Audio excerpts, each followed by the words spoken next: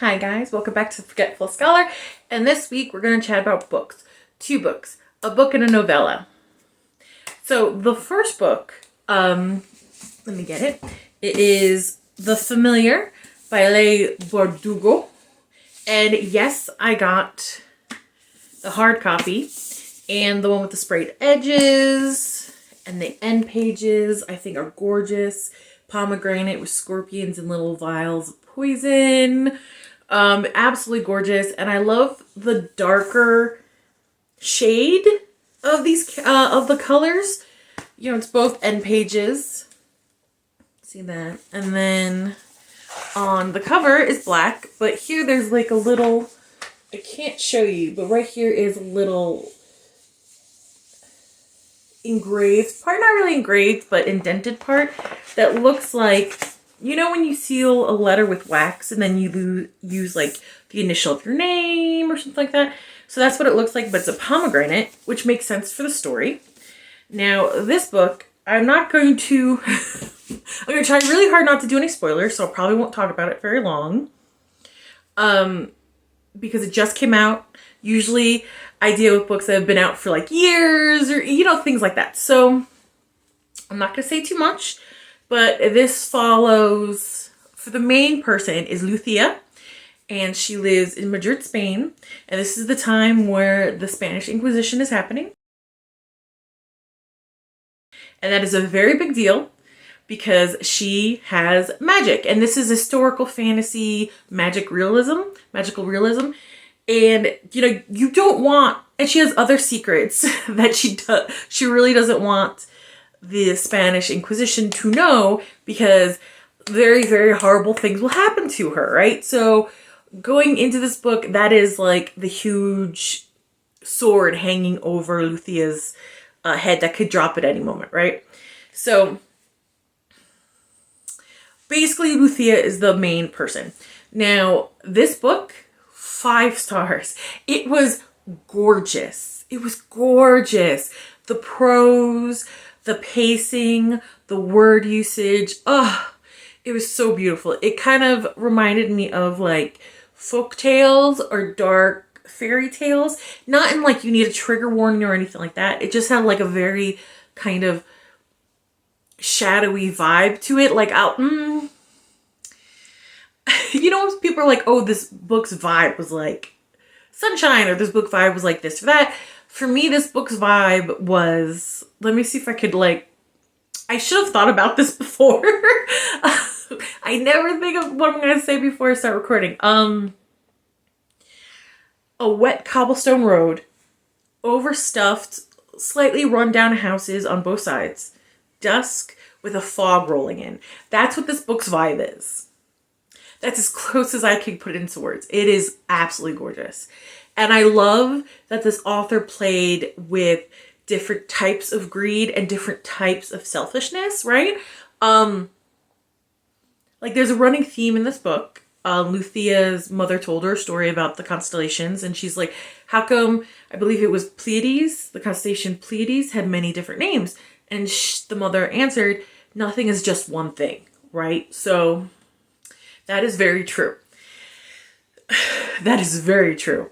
So Lucia, and when we're introduced to her, she said she was born greedy, right? So she works as maid in this household that's not very wealthy, not very affluent.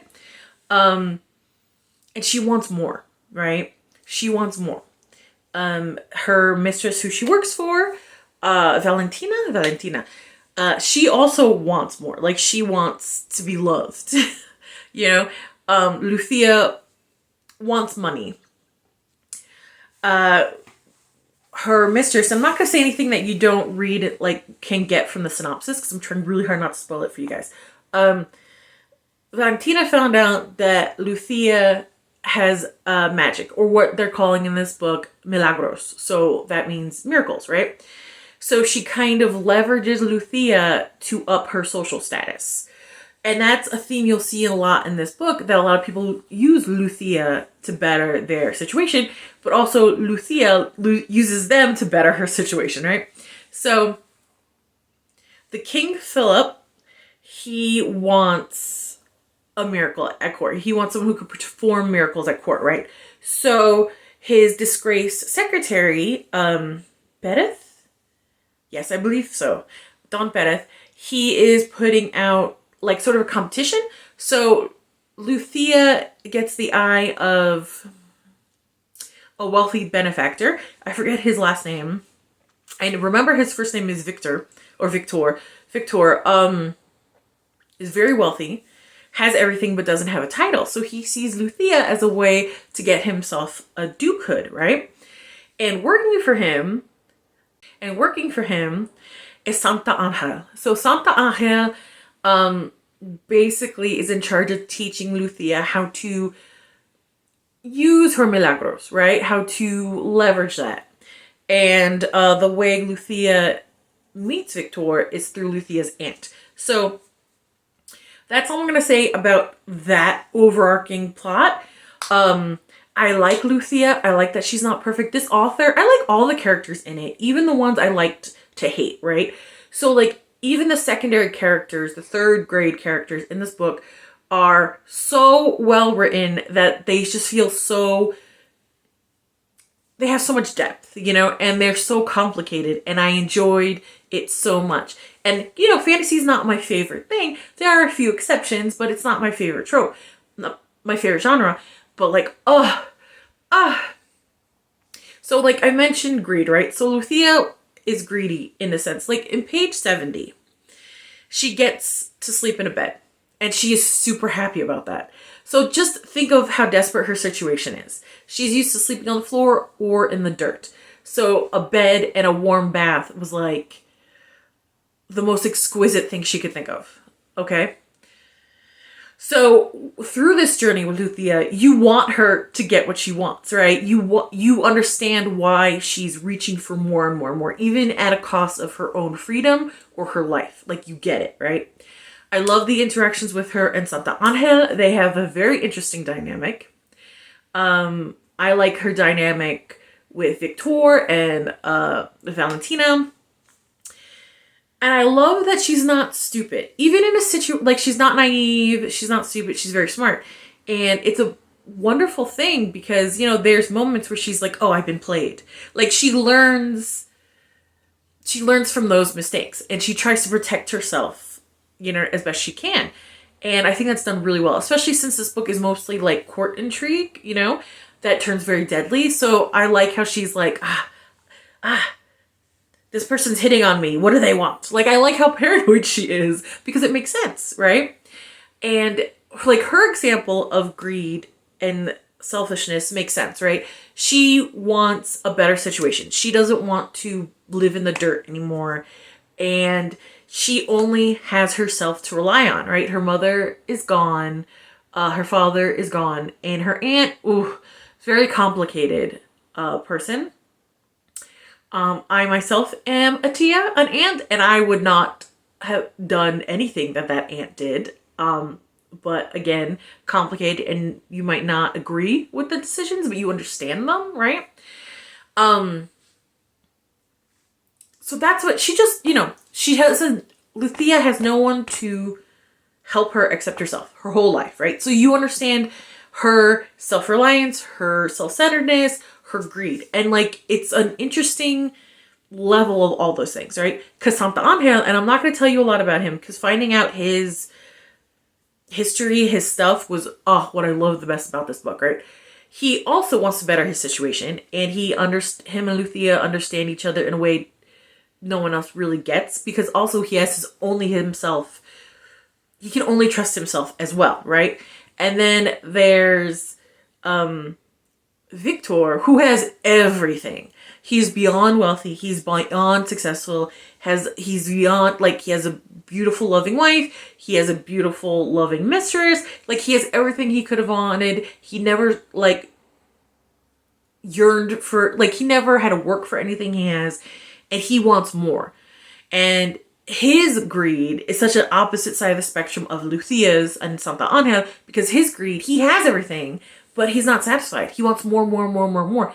And he doesn't care who he goes or uses or needs to get it, he will get it. So his self-centeredness is so different, because his self-centeredness is like, he only thinks about himself. He only cares about himself, right? Where Lucia and even Santa Angel, they do care about other people. Even Valentina, right? Eventually, she starts to care about Lucia. So they do care about other people, but they're just used to only thinking of themselves because they had no one else. He has everything he could want, but he only thinks about himself because he's a selfish ass. So it's such a different spectrums, and I thought that was so beautifully done. The prose in this book are just art. It's art. It's art. I loved it. I loved it so much. And I'm going to stop talking about it because I don't want to give anything away. Okay. So that was that book, and it was wonderful. The second book was the novella. And after reading this book, I just wanted something quick, light, funny. And this is Curio by C.S. Poe. And it's about 80 pages, I think. This book made me laugh. So this book is a 4 stars. Just because there wasn't a lot of plot in it, but the nephew and the aunt, oh my God. Okay, so the nephew, Lou, he works at his aunt's curiosity shop, Aunt Julia. He's an adult. Aunt Julia took him in when he was 9, and she's an eccentric. And yeah, she is. And I'm reading this and I'm like, oh my God, I am Aunt Julia. Aunt Julia is me. Aunt Julia's in her 60s, and I'm like, that is my future. That's who I'm gonna be when I'm in my 60s, because I've had ridiculous, not real arguments, but like conversations with my younger brother that Aunt Julia and Lou get into, and I was like, holy crap, do I know C.S. Poe in real life? Like, how do they know?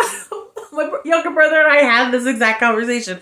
It is insane. And I'm like laughing the whole time. I don't know if you guys would find it as funny as me, but like I couldn't believe how much Aunt Julia reminded me of myself, because there's certain times when like there's like an apex for me when sleep deprivation, hyperness, and boredom meet, and I just become a cartoon character, right?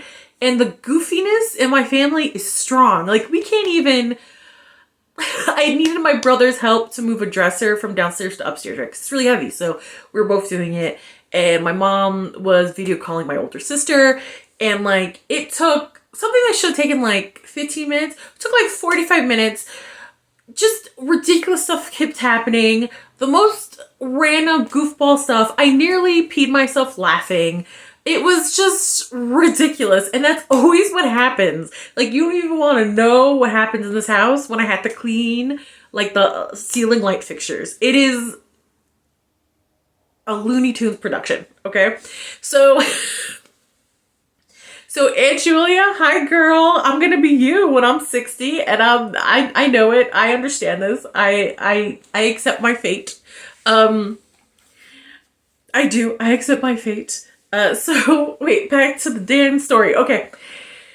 Lou works at the curiosity shop, and there's this guy that he calls Professor Bowtie that comes in maybe twice a month, 3 times a month, and looks through their pictures, like their vintage pictures, photographs, and stuff like that, and buys a few and leaves.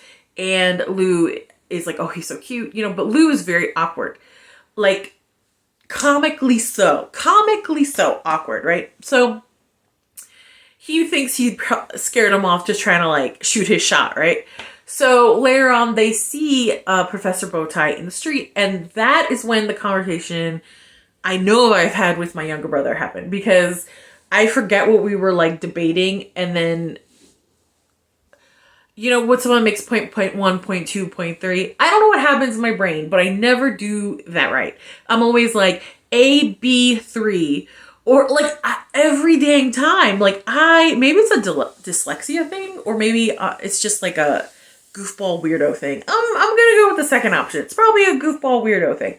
So I know I had that conversation with my younger brother, because that completely sidetracked us to what we were talking about to something else, because it drove him nuts. So